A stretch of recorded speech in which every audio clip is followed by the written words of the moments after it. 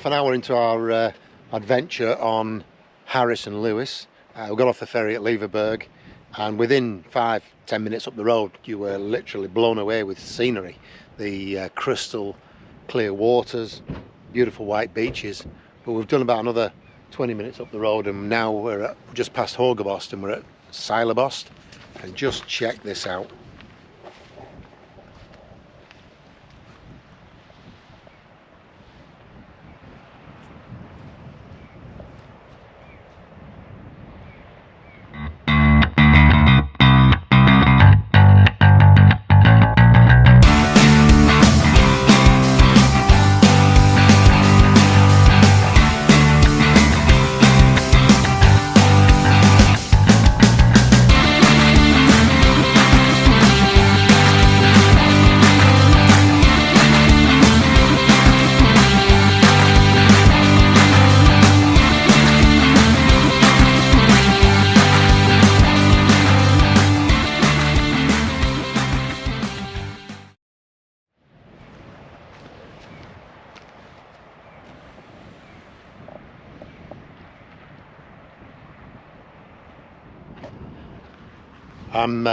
I'm pretty sure the little head you just see over there, yeah, I think that's it. I'm pretty sure that's Luskentyre Beach, and we're heading there now. Well, we're nipping into Tarbert, I think, first, but we're going to Luskentyre Beach because that is one of the most spoken about beaches on Harris.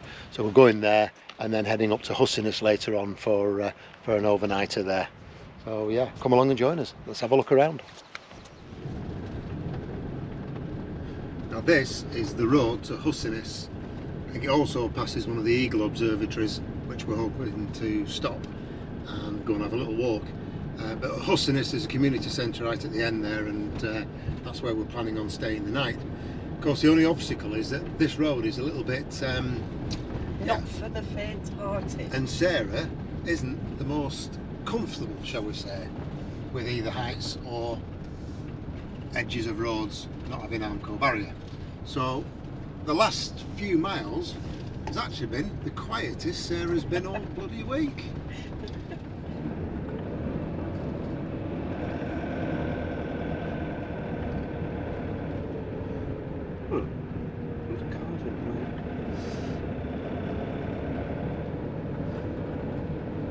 This is mental, this. You're driving through somebody's front garden.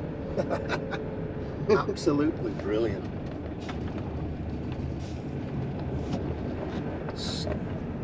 Absolutely stunning location.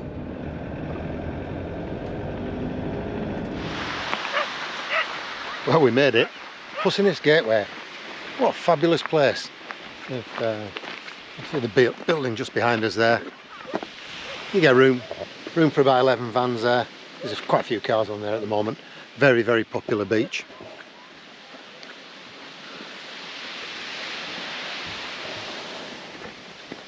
And we believe there's another beach over here. So that's where we're heading. Little word of warning though, as you saw from the previous clip, it's not for the faint-hearted, that road. I had no problem with it. Take your time, really steady. But Sarah's not exactly comfortable with heights or getting too close to the edge, so she was a little bit nervous, to say the least. Near to tears? Near to tears. And it didn't help when I told her it's a dead end and we've got to go back that way in the morning. Oh dear. I'll cry again then. But I suspect it's going to be a very busy place. There's quite a few vans there now. There was a park up on the hill on the way down the road with proper Campervan air. And that was already full, 5 vans in there. So I think this is a busy spot. And that'll only be for one reason, because it's a good spot. Right, let's have a look around.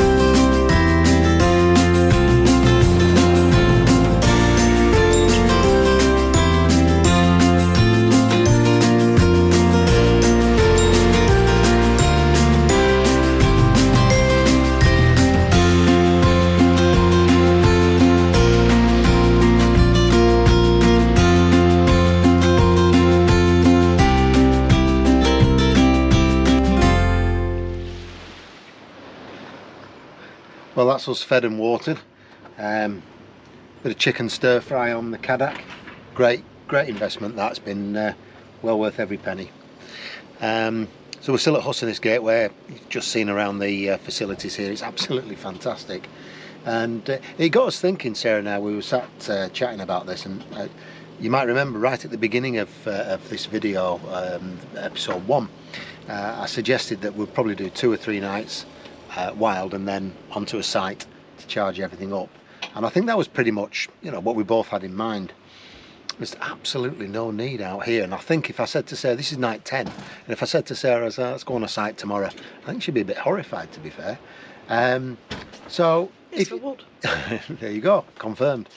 If you're watching this and thinking about coming out to the Outer Hebrides and wild camping, and you're worried about, well, let's think about it. What are the 4 main things you're going to worry about? The first one would be power. Well, we're in a fairly modern motorhome. It's 1 year old, so we've got a solar panel, and whilst we're on the move, obviously the leisure battery's getting charged, so that's not an issue. Fresh water. There's plenty of points for fresh water. Every ferry port has got fresh water. The Hussonis Gateway here, like Luscantire, where was that first place we stayed Monday night? Vattersea Community Hall, fresh water there. So there's plenty of opportunities to fill up with water. I'll take a shower. Yeah, and take a shower, absolutely. Grey waste, again, no issues. Ferry ports all over the place, plenty of places. Even some of the campsites will allow you to drop the grey waste and indeed the black waste for a small charge. And again, black waste, ferry ports, no issue whatsoever to empty your tank. There are proper facilities laid on for you, and there is a leaflet you can pick up at any of the visitor centre that's got all the locations for these places. So if you're nervous in any way, shape or form about doing, well, let's call it soft wild camping, because obviously using these facilities, then you've got showers, etc. Come and do it. It really is easy. It's much easier than you might think. And also, we haven't booked anywhere. We had a few ideas in mind of where we might stay one night, and I've made a note of them on Google Maps. We've got them on other leaflets and park for night search for sites. Just come out here and do it. Relax, see where you end up, go with the flow, be flexible, and trust me, you will have a ball. Yeah? Yeah. So we've just wandered up here. This is one of the attractions that we wanted to see. This is the Callanish Standing Stones. Sadly, it's quite busy, so photography is going to be a bit awkward, but I might even send the drone up and have a look from above. We'll see. Let's have a look around.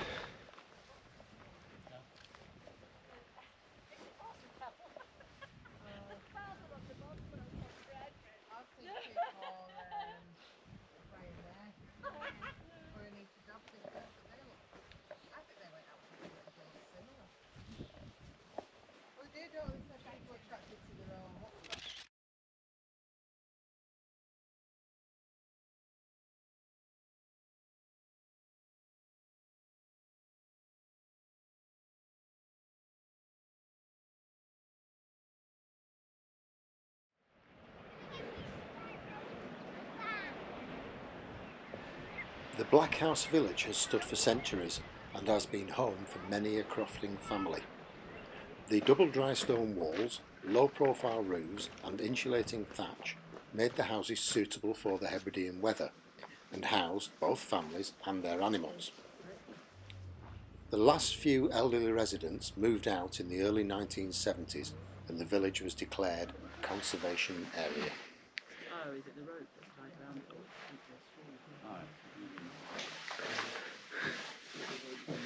So we're inside one of the black houses, and this is I don't know, it's a dining room, living room, but obviously you've got a bed there as well, and this room with the 2 beds. One of the things you don't, or 2 of the things you don't realise from you won't realise from the video. The first one is how steep the floor is. The second one is how thick the air is. And as you can see, there's an open fire going there, and they're burning the peat which is piled up outside. But the chimney's not going too well, so this is really heavy. Glad I kept my COVID mask on.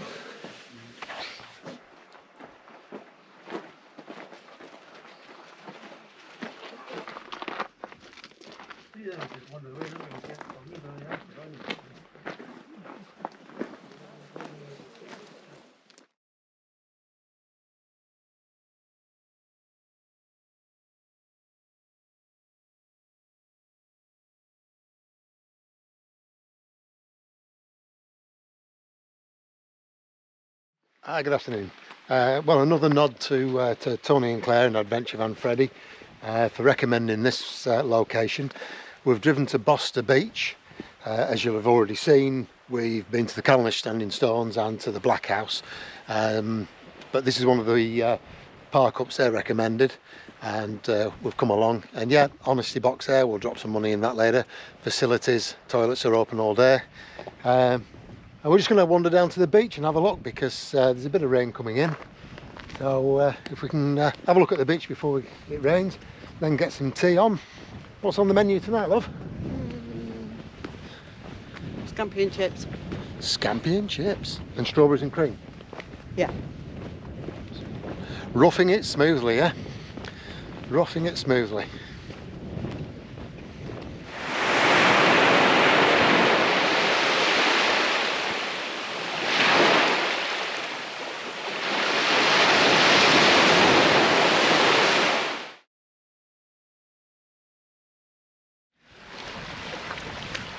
And here's another one of those sort of random art installations that you'll find around the Hebridean Islands.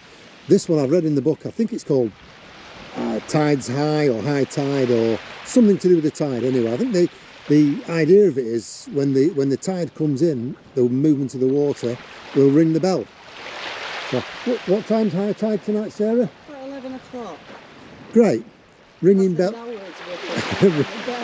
Bell. The bells toll at midnight. There's something to look forward to.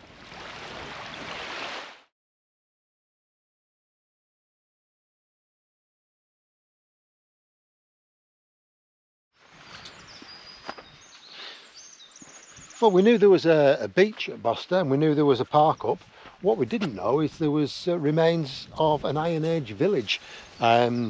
It dates back to around 400 AD, but actually remained hidden, buried in the sand, until 1996, when a particularly large storm changed the shape of the estuary, the beach here, and things started to be uncovered, and they were finding remnants, bone, etc. So they started excavating, and yeah, the remains of 5 Iron Age houses.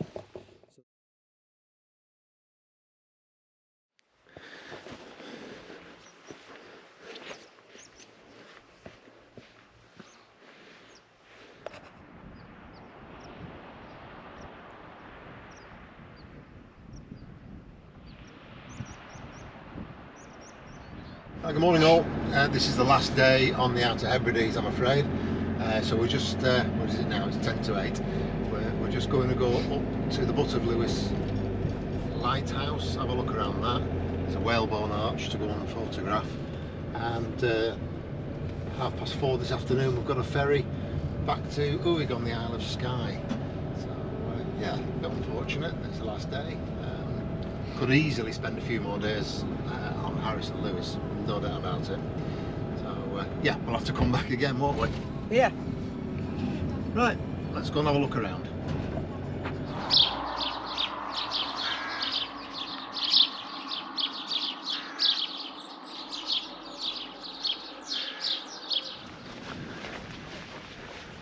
Well, no visit to Harrison Lewis would be complete without coming down to Luscantire Beach, which is where we are now. We're just going to spend a bit of time walking up and down here and get to Tarbert after. We've got the ferry this afternoon, so yeah, it is gorgeous, absolutely stunning. Well, let me show you.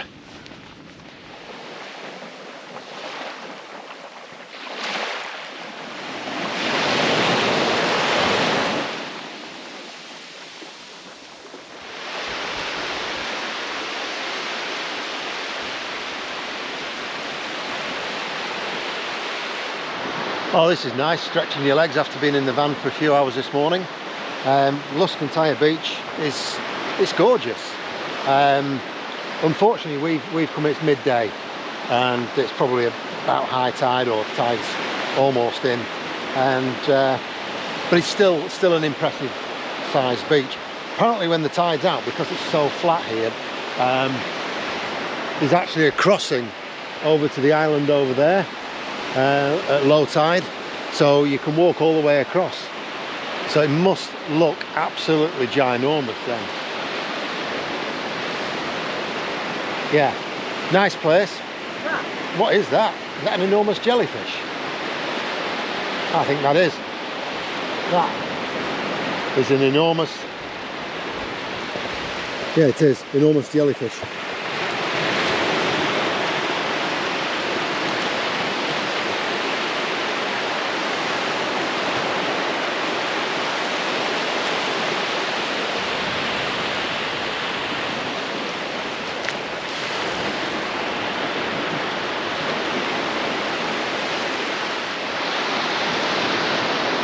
Sorry, as I was saying before we spotted the jellyfish there. Yeah, if you're coming to Luscantire, and you can time your visit to coincide with low tide, I think you'll get a better experience. But nonetheless, it's still worth a visit. You can stay overnight in your van. They do request a donation in the honesty box of around £7. There's a small toilet block there. It's not the best in the world, but there's a small toilet block there, and a reasonably level car park, a 1 minute walk to the beach. So you know, if you like your paddle boarding or swimming, etc., it's a great place to be.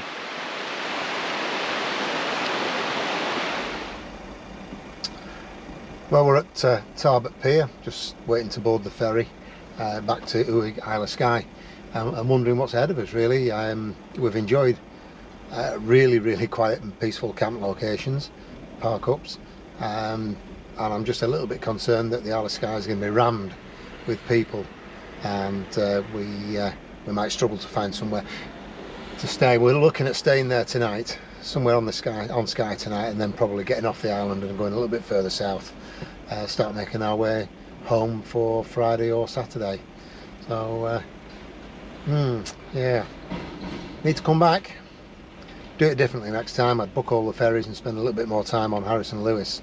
I haven't scratched the surface. Yeah, I could easily spend 5 days on those islands.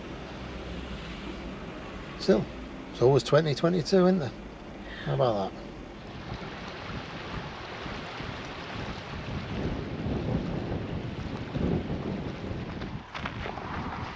Well folks, it's the penultimate night of our trip. We've just had a nice meal in this Legacan hotel, Seamus's bar at the side of the hotel actually, and they're very kindly going to let us stay there overnight, parked up at the car park at the side. We've just wandered up to the this monument up here, which shows the two pioneering mountaineers overlooking the Cullins. Absolutely stunning night. Gonna have a little bit of a walk, and then back to the van, chill out for a while, decide where we're going to go tomorrow. Probably going to head to Glencoe, another stopover on the way home, perhaps Glencoe, don't know, not sure, maybe Auburn. But yeah, what a wonderful trip. Needed to spend more time on Harrison Lewis, but that'll give us the incentive to come back again. So once I get home, we can start putting this video together, and I hope you all enjoy it, and thanks for watching. We'll see you on the road soon.